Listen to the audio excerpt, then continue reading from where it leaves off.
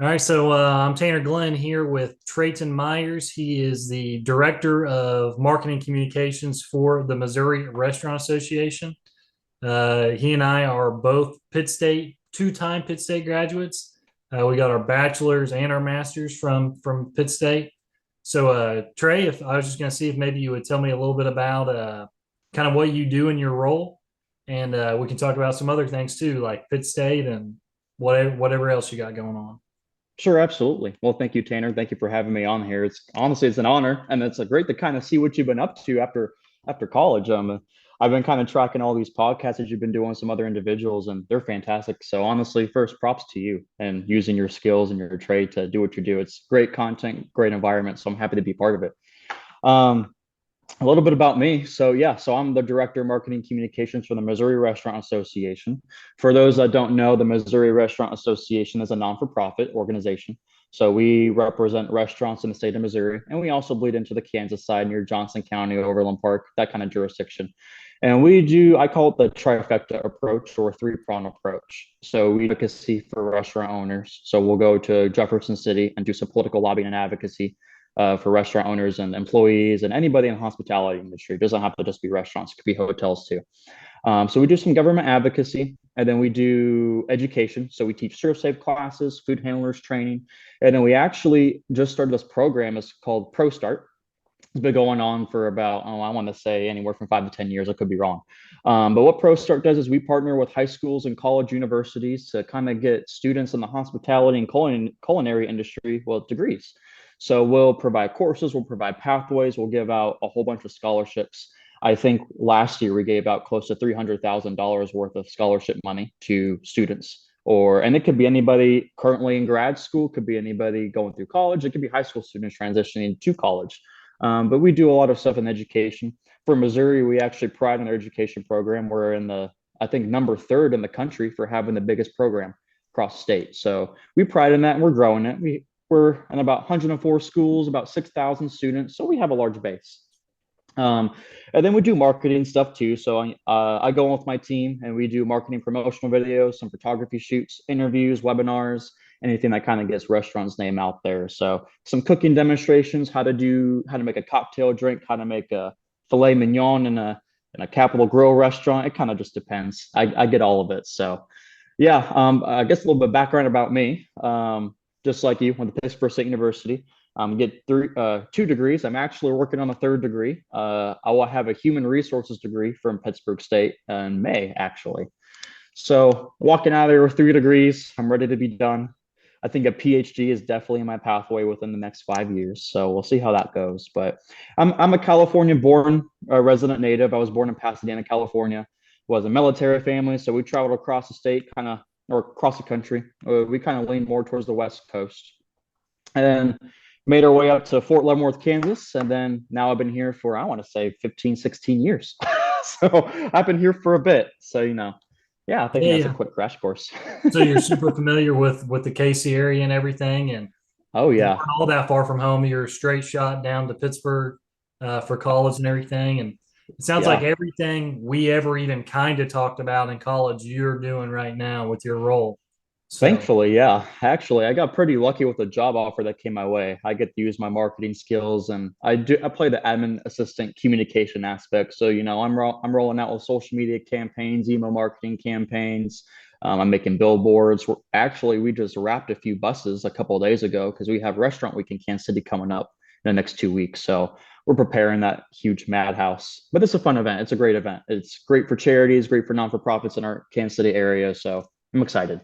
yeah, yeah, no, that'll be good for business, and people Oh get to yeah. try maybe some different food they don't, I guess, and Oh, it's it's a great program. It's a fantastic program, and it provides restaurants with additional revenue, and then we take some of the proceeds and we give it to a local non-for-profit charity on a rotational basis every year. gotcha. So it's a fantastic program. Cool, cool. So you came from California to the KC area through your one of your parents or one of your parents being in the military then. Yeah, my dad was in the armed forces on the army side. He did kind of counterintelligence investigation kind of stuff. And so we were traveling a lot. He would go overseas. I think he was deployed maybe 2 or 3 times during his service. I think he was in the military for about 18 years.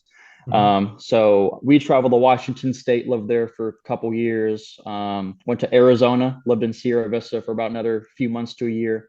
And then that's when we moved up to Kansas, Fort Leavenworth, and we've been here ever since. And then my dad retired out after 18 years, and then now we just kind of we're here, Yeah, and we don't nice. really That's want to leave. So where the roots are now, and that's a good place to be anyway in Kansas City. it So is. It's a fast growing city. So yeah, yeah. And then how did you end up going to Pitt State? Why did you pick Pitt State? honestly, it's a great question. Ideally, it wasn't the first school I was looking at. My dad was a very big into Nebraska, so we were looking into University of Nebraska Lincoln. I honestly also wanted to go back to California, go to Caltech or do UCLA, something along those lines.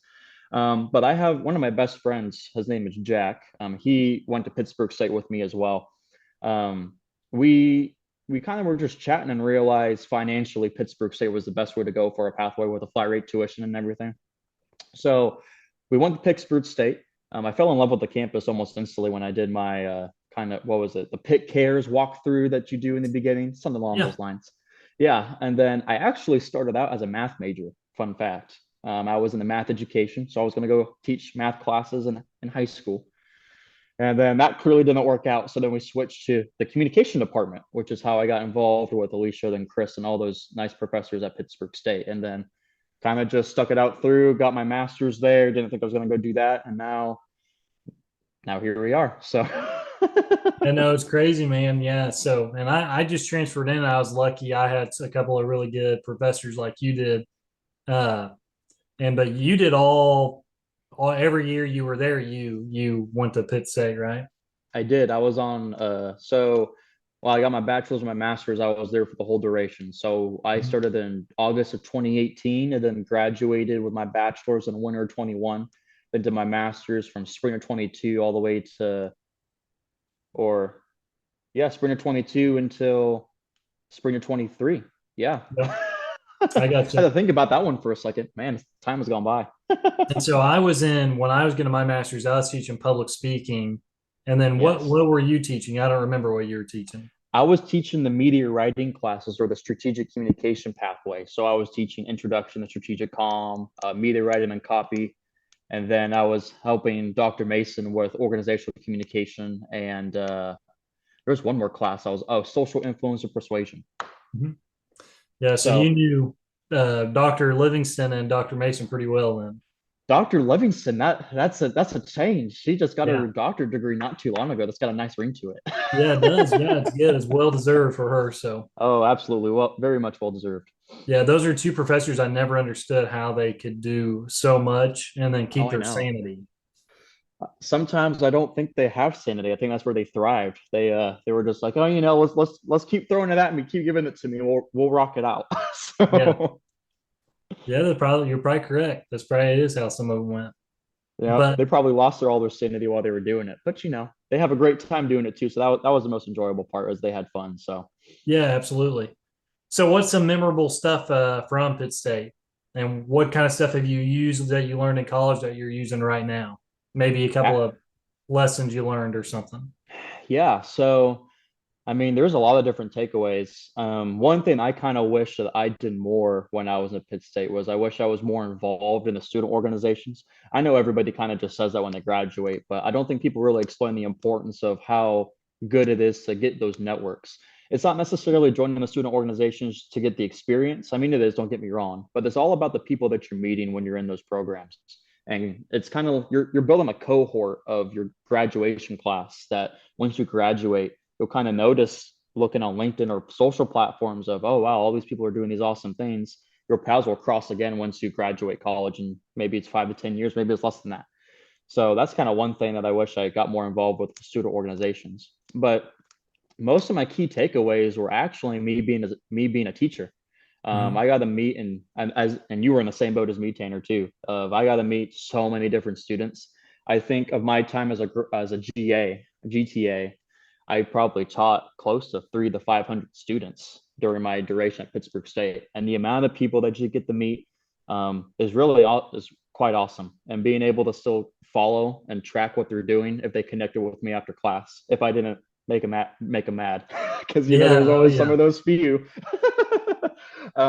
But it's a great learning experience. You get to learn how to communicate with people. You get to teach your knowledge that you learned and see your students implement that, which I think is very valuable. I think people need to learn, and actually, as a teacher too, you're a leader, but you're also kind of a follower too, especially nowadays in our generation, post COVID, post the pandemic.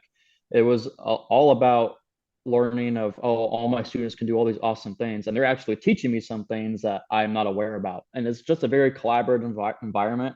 And the biggest takeaway I think you learn from Pitt State is that community aspect of everybody's kind of got your back. Everybody's working towards the same mission and goal. We might have different perspectives of how we get there, but at the end game, we want the same result. So we want to build community. We want to grow you as a professional development aspect. So when you leave Pittsburgh State, you have a great network to kind of lean back on, which is, you don't get that too often in big universities that people go to. Right. Yep. That is true. We did all pretty much know everybody in our major and even outside. And I Mm-hmm. think you're pretty spot on with being in the orgs because when I transferred in, I think I was in six of them, Mm-hmm. and it got dwindled down to four. And then probably my last semester, I think I was in three of my bachelor's. And all the people I talked to the whole time I was there, or a majority of them, I either met from work, working at a Mm-hmm. bank, or I met them Yep. from that. And I had a couple of buddies or friends from my major, but a lot of people, I got to know a diverse group by being in those organizations. And then with the teaching, I think you made a good point because when you're teaching somebody, you learn a little bit better yourself too. Oh, absolutely. Yeah. Absolutely. And it's one of those things too, is at some point in our lives, we're going to be in a position to where you're going to have to lead a team of people or mentor a group of people. And being able to have that firsthand experience of guiding and leading a classroom really kind of set me up to fill my director role that I'm in right now. Because you know how to work a crowd, you know how to kind of convey information where it's not boring, and you know how to kind of connect people professionally and interpersonally too.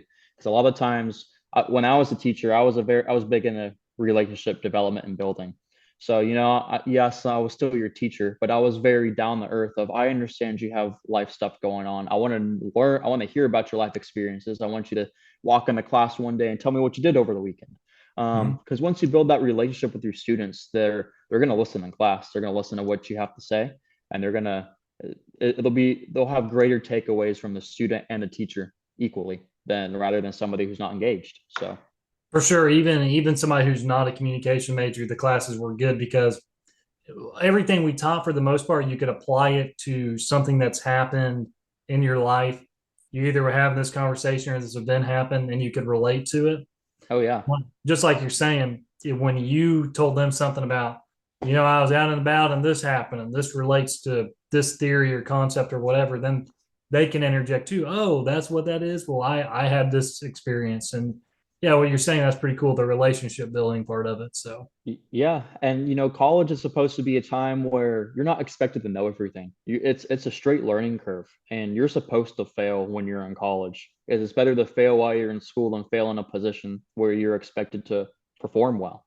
And it's one of those things of, not a lot of people talk about the life after college, what the next steps are. I mean, most people kind of assume the process of, oh, you graduate college, now you job hunt. Well, of course, yeah, you have the job hunt, but once you have that job, it's all about cultivating relationships with your bosses and superiors. But you also want to make sure that you keep your opportunities and door open, because you might be in a position for 1 to 2 years and you might have somebody approach you and who's been watching your work while you're at your job, and will kind of just hit you up and just be like, hey, I'm very impressed with what you got going on. We just open up this position. Let's get you down here and let's see what you can do. Um, I was lucky enough. That's kind of what happened with me with the job I'm in now. I used to work for a company called CubeWork, that's in Kansas City. They were a trucking, logistics, and storage warehouse company. They worked with small businesses. They worked with big logistic companies. They're global, so they're across the country, and they're overseas too in different continents. Um, I was their marketing coordinator for the Kansas City location, and I was enjoying it. I had a great office environment. Um, I was ready to do more though, and I was ready to kind of excel with use all my degrees full blown and lead a team, because I was big into mentorship and guidance.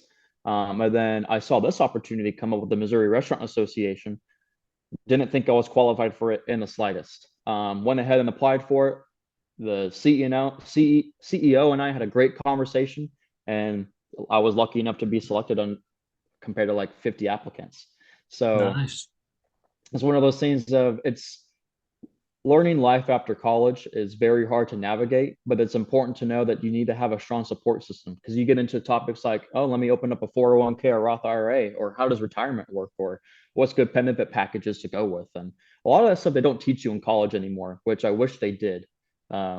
If I were to go back and be in charge of, oh, what classes would you like to teach? Transition after college would be the class I'd like to teach. Yeah. Yeah, So, give some idea, give some real world stuff like here's what these potential benefits packages are going to look like. right. Here's real world costs for, healthcare, whatever, as Yeah. opposed to if your job doesn't offer it. Yeah, that'd be some good stuff. Yeah, yeah, they don't, I don't know if there's anything like that right now at most places. So, No, and I think for us, that were kind of like our introduction communication classes, like 199, 399, 699. And they kind of like explained it as an overview. But I wish we go more in depth about that type of stuff rather than just because of course you're going to learn everything in your degree path and learn about jobs or whatnot. But there's other things that I like, for example, I do a lot of accounting at my job, which I have no accounting experience rather than just my one semester as a math major. But mhm. I'm balancing payroll. I'm doing HR roles of submitting expense reports or balancing budgets when I'm doing marketing campaigns to where a lot of that common core knowledge you will learn in classes like those, or at Right. least would hope you would. So, Yeah, yeah, yeah. So, huh. but what do you kind of think of what's going on in the higher education scene? I mean, I know you're tracking it just as much as I am with all the colleges that are reshaping programs or cutting costs or letting go professors. Like, what's your take on all that? Oh gosh, I don't know. I guess I really haven't followed as much as maybe you thought. I don't know, man. You can't theories don't always get the job done. It's nice to know the theory, but you need the real world experience. Uh, and sometimes that's hard to get. That's the hardest thing to get is a real world experience. It really is. But what about you? You obviously have a pretty good opinion on this, so you tell us what you think. Yeah, I mean, it's interesting, my opinion on it. I think college is very important for people to go to. However, I think society has proven to us that you don't need to go to college. And I'm one of those people who went to college in the first place so I can learn the knowledge, so I can teach everybody else who doesn't have the opportunity to go to college financially, personally, whatever your reasons are. I'll give you the knowledge myself. So you don't have to spend thousands and hundreds and thousands of dollars in debt to go get a degree. But what I kind of tell people is, or kind of give advice for when you're looking to go to college, is understand what you want to do and go in with the mindset of, I'm going to go to school for this, but walk out probably with a different degree. Or better yet, figure out what your passion is. And college isn't the only place you need to go. You can go to vocational trade schools. You can start a community college and work your way up if you really want to. There's different avenues that you can take to still be successful. I'll give a perfect good example. I have a buddy who just got journeyman for electrical work, Yeah, and he makes way more money than I probably could ever reach. And he's younger than me, and he's been doing electrical work probably since we graduated high school together. So what's that been, about 5 6 years? Yeah, right. and all it is you just go through the process, work jobs, and then get certified by proving competency and hands-on work. And people don't understand that a lot of times trade employment positions are what we're lacking. So now like your plumbers, your electricians, your construction guys, your maintenance workers. People are starting to go to school for more like IT, marketing, business. No one's really sticking with the trade school stuff. So I kind of advise people to figure out what you want to do and find an outlet that's best for you and suit your needs. And it doesn't have to be college. It really doesn't have to be. Because what Mhm. you're noticing with the higher education schools, and probably a lot of professors can attest to this too, is people are understanding you don't have to go to college. So schools are being forced to cut programs. So like Emporia State University, I think you remember when we were in I do college, remember that where they wiped a bunch of people. Yeah. yeah, 30 tenured professors and cut multiple programs. I actually was interviewing with a candidate when I was looking for my support role for my team. She was a professor at Missouri State University, Mhm. and she just started the job in spring of 23. So I asked her, I was like, well, what makes you want to leave? You just started. And she says, well, I don't want to leave, but Missouri State University just announced cutting budgets, cutting programs. and she opted herself out since she was new, so she could save another professor, which very honorable. Tip my hat to her because that's a big thing. Job seeking is rough, but it kind of makes you wonder in the next 5 years what our college is going to look like. Are they going to be downsizing? Are they going or school or prominent schools going to be closing? Because also too, online schools become such a big thing since post pandemic. So most Yeah. people are realizing I can just go through Google or Adobe or whatnot to get graphic design degrees or licenses. I Mhm. don't have to go to a 4U university to get the same piece of paper that I get from an online program that'll take me half the time and half the cost. Yep. So I follow more what you're saying now. I'm catching your drift more what you're going at now. Because yeah, I that's what I did. I went to community college first, then mhm. university, then kind of stepstoned like that. So Yeah, and community college is pretty good, but like you're saying, there's a lot of stuff out there. There's a lot of different things you can do. yeah. And I'm more like the controversial hot take kind of a stance on it where I think college, don't get me wrong, it's fantastic, but a lot of colleges you're paying for the network and the experience rather than the actual content. I mean, of course, they'll still teach you the content. That's their main focal point. But you're really the best thing I got from going to a 4 year university on campus was being able to build a network, building the connection, and having an actual collegiate experience that I wish. And unfortunately, the people who went through COVID and then on after never really were to experience what I was able to experience, which is so sad and unfortunate. But it also brings light to that you're going to school because you're going to school. You're getting an education. So figure out what you want to do. Do you want to go get an academic education? Well, if you do, maybe you should look for somewhere that's cheaper, like Pitt State, or go to a VOTech community college. Or if you want the actual network experience and have a great support system and learn a lot, I recommend going to university absolutely because you're going to meet so many different people in different industries and different areas of study, and you'll learn a lot of skills and trades that you use in your job. Like one good example, you know how much research you and I both did working on those research studies. Oh yeah, I can crazy. crank out a paper like a 5 page paper just like that, and Oh, easy. that's something that I never thought I'd be proficient in. But I know how to academically write a paper without having to do a lot of revisions on it, and I do a lot of grant writing for my job, so I can hop, and for people who've done grant writing before, it's a long process, but I can take one grant application, do a grant proposal for it, and knock it out in half an hour because we did thesis style papers in college, 20-page papers or theses, or if you did a creative project, that paper write up you would have to do was still pretty lengthy. Yeah, I remember doing. I was going to try to get my master's in a year and take two summer classes. So I took these three heavy writing classes in one semester. Yep. And it Oh was like man. a paper was due a week for each three classes. So yeah, you got to Oof. get good at cranking them out, Oh like just yeah. like you're saying. See, So, I was similar to you. When I did my master's, I did my because it's a 2 year program. I did it in a year and a half. I cut a semester out. But I mean, I don't advise that to everybody. If you can do it, sure for sure go for it. But I wish I kind of didn't, so I got the full blown experience for the university and everything I was learning rather than just cut it short. But my thesis I did or my creative project was like 114 pages, and I had 6 months less compared to the average person who does it.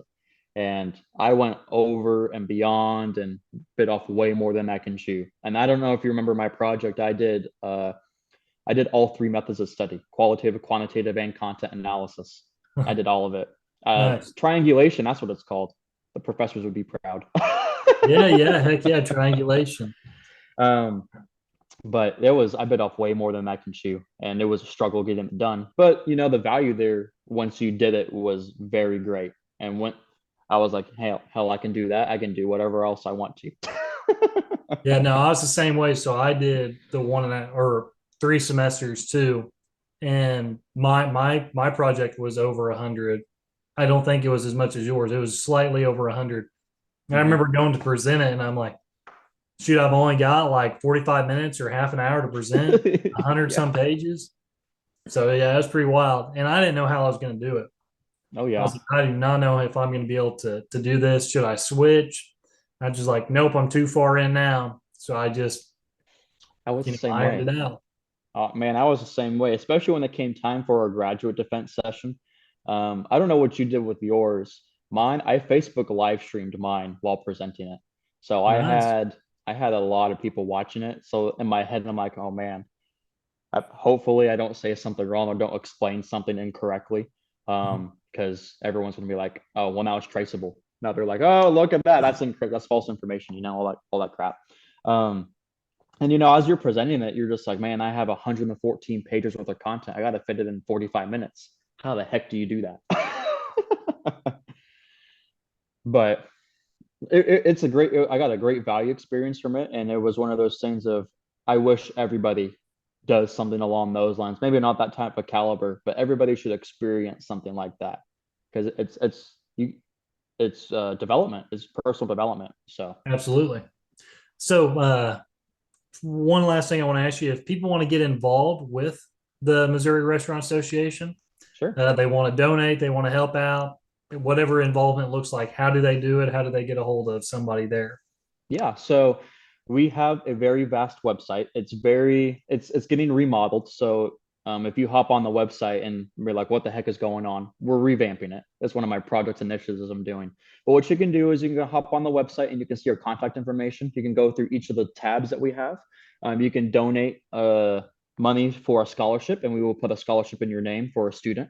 Or you can sponsor one of our events, and your name will be posted out like our inaugurals. We do inaugural events, which are like fancy plated dinners. We do golf tournaments. We do culinary competitions for education students. We do a lot. So if you want to get involved, what I recommend is we're all over the state of Missouri. So we're in Springfield, we're in Columbia, St. Louis, Branson. We're all over the state. So ask around, Google the Missouri Restaurant Association, go down the path and just get in touch with one of the office members, and we'll point you to where you need to go. And it could be anybody from restaurant owners to just you and I wanting to kind of get involved in it. We will take anybody. And the biggest thing that I will tell people is you join the Missouri Restaurant Association to strengthen your network and to build your own professional development within hospitality. You will get to meet a lot of different people. You'll get to meet prominent business owners for food distribution companies like Cisco US Foods, and we have direct ties in with the mayor. We have ties in with strong restaurant owners of chains, for example. So if you want to get involved with restauranteering or even education or government advocacy, the Missouri Restaurant Association is where you need to go. So yeah, Yep. That's the play. If you have anything to do with food, that's food or drinks. That's the place to food or be. drinks or hotel and lodging, you come our way. Gotcha. But yeah, well, I appreciate what you guys are doing. It sounds pretty cool, and I appreciate your time doing this interview. Yeah, So, absolutely. and we'll keep in touch. And when more exciting developments come and you build up that department and everything, we'll talk to you again and kind of do an Oh, update on absolutely. everything. Oh, I will love to give you guys like a before and after shot of, oh, well, this is where it was when we're talking now. Let's look 2 years down the line and see how we're doing. Yeah, no, that'd be cool. Yeah, we'll That put would be on the cool. calendar to do a 2-year follow up. There you go. There you go. Well, I'll be excited for it. All right, cool. Thanks, man. Sure, sure, sure. Absolutely.